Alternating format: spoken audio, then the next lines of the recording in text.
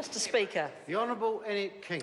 Mr Speaker, I enjoyed that contribution from Scott Simpson, albeit brief, but he did make a very important point when he began his contribution on this bill, and that it was a challenging and confronting piece of legislation, because we know that any legislation that compulsorily requires treatment cannot be entered into lightly and cannot be done without due consideration. And that is exactly what the Health Select Committee did. We did give this legislation due consideration. We raised a lot of issues at the Select Committee. We asked a lot of questions. We looked at how we could give as many safeguards as possible in a piece of legislation that is going to replace outdated legislation that goes back to, as Jacinda Ardern said, 1966, the outdated Alcoholism and Drug Addiction Act, and we're putting in place a more modern approach to compulsory treatment. So the purpose of this bill, I'm sure, has been canvassed, but I think it's worthwhile repeating for people. Why do we need to have this new piece of legislation? Well, first of all, the old legislation is outdated and overdue to be updated. But most of all, this new legislation has got some key things that it sets about to do. The first is to protect people from harm. And when we're talking about compulsory treatment, we're talking about people where there is a very, very high threshold for treatment. It's a situation where the person is considered to have severe substance addiction and does not have the capacity to consent for treatment. So that is a very high threshold, that they have reached a point in their life where they can no longer don't have the capacity to consent for treatment. And so the first principle of this, or purpose of this bill, is to protect them from harm. And we did hear in the Select Committee from family members who told us of the harm to their loved one who was addicted, but also to the family themselves, and the many efforts that were made over and over again to try and help that family member, only to have failed. The second purpose is to facilitate a comprehensive assessment of their addiction. And that means you've got to really look into what has caused it, what has happened, a proper assessment. They are no longer a once over lightly, but a proper assessment of what their addiction is. Then there is, of course, the stabilisation of their health throughout the application of medical treatment, including a medically managed withdrawal.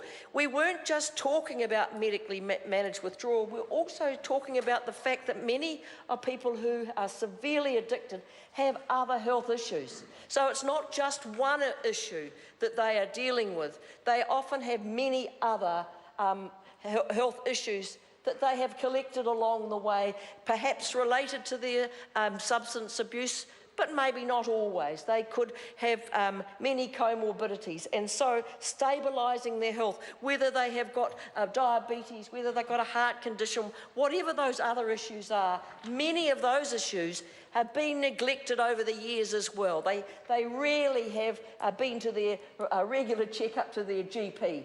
So you need to stabilise their health as well.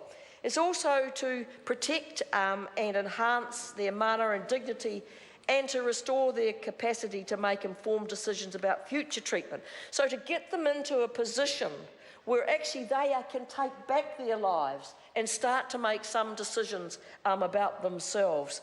It's also part of the purpose is to facilitate planning for their treatment and care to be continued on a voluntary basis, because you don't wish to have someone in a mandatory state for the rest of their lives. You would want them to bring them to a point where they can then be part of what happens to them, and it's done on a willing and voluntary basis. And it also gives them the opportunity to engage in voluntary treatment. So that is the purpose, and they are very laudable goals, Mr. Chairman, Mr. Speaker.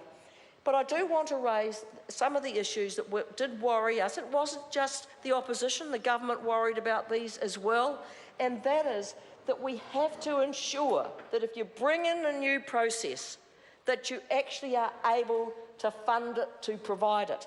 And I think it was important that we did hear from some of our experts in the field who told us this will not work if we do not have the funding to go alongside it. And one that comes to mind was the clinical head of addictions at Capital and Coast District Health Board, Tom Fluitt, who said the government already substantially underfunds addiction services, and this is in just this region, but you'll hear it in other submissions.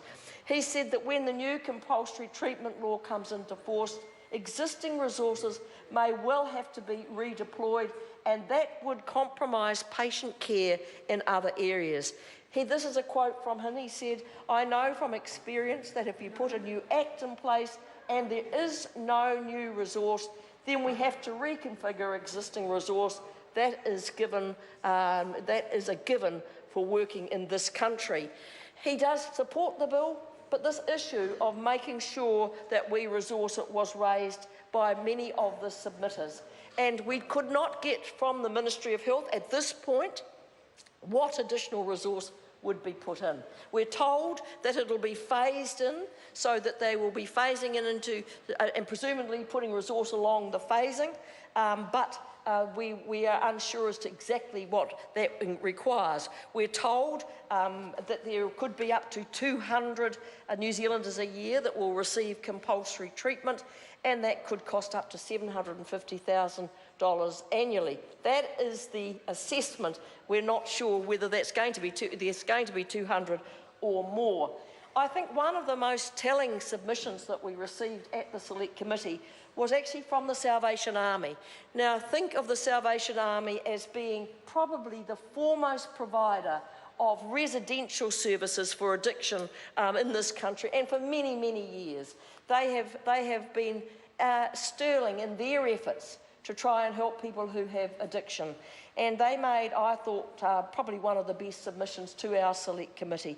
They support the bill in principle. They said it's a milestone for the addiction sector following 30 years of advocating for change. They said they agree with the Law Commission that the case of a small group of people who are severely dependent on alcohol and drugs, that this important public interest is served by intervening on their behalf. However, they said, the current Act administers the intervention in a way that at times is unworkable, does not enhance the dignity and rights of a person, so they support that and the change in that, but they were worried that they have reservations and questions relating to specific resourcing. There is a need for more support for the whānau of those who, under the proposed regime, and multiple comments on specific clauses which are given, which they set out a little further on. They believe there needs to be more support for this bill. They said that they also agree that it could be between 200 a year. This is an increase from 70 to 80 that we currently have now. And they also say have concerns that it will place more challenges on people who are providing these services. And I just want to, in the short time that I have got left, is to mention an area that was raised, and that is around what are called, just one moment, Mr. Chairman, Mr. Speaker. It is around those that are going to provide as be approved providers. Now, an issue was raised, will we have enough approved providers at the time that this bill is implemented?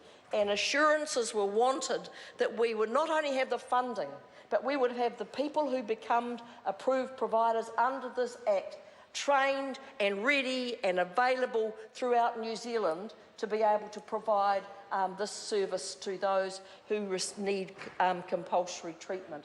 So overall, it is a good bill, but we will be watching it. In fact, the Select Committee have said they wish to watch and monitor it to ensure that the guarantees that were given by the Ministry of Health, that there would be appropriate funding and we would have the approved providers We will be looking to make sure that happens, because the worst thing that could happen would be if this Act was to fail after all the work that's gone into it and we haven't made progress at all. So we will be voting and supporting this bill, Mr. Speaker.